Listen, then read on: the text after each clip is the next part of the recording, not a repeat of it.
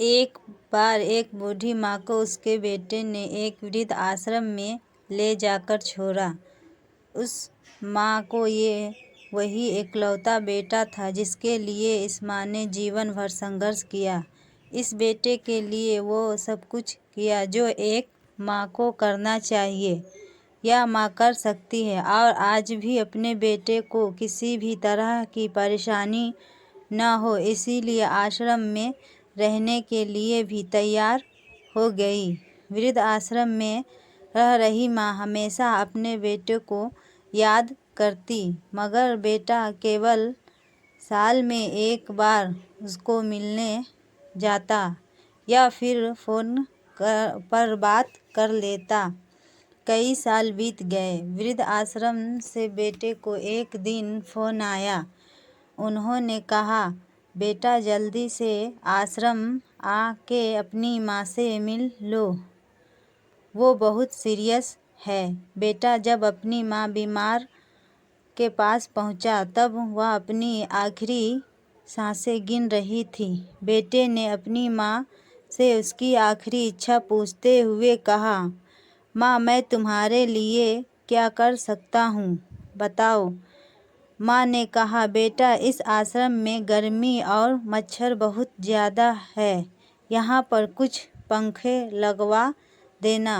Fridge न होने की वजह से यहाँ पर हम बूढ़े को कई बार भूखे पेट ही सोना पड़ता है, क्योंकि किसी ने दिया हुआ खाना खराब होने से नहीं बचा पाते। तो इस आश्रम के लिए एक दो फ्रिज भी खरीद कर दे देना।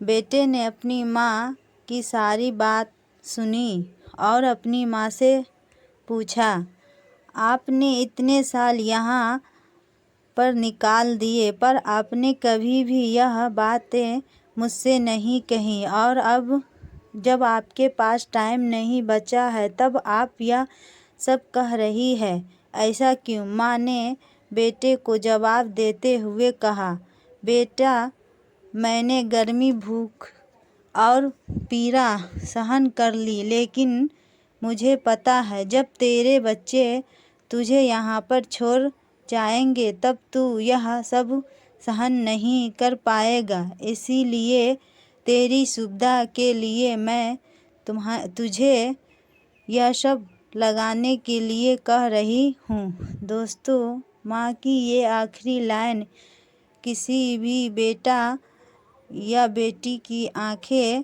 खोलने के लिए सक्षम है।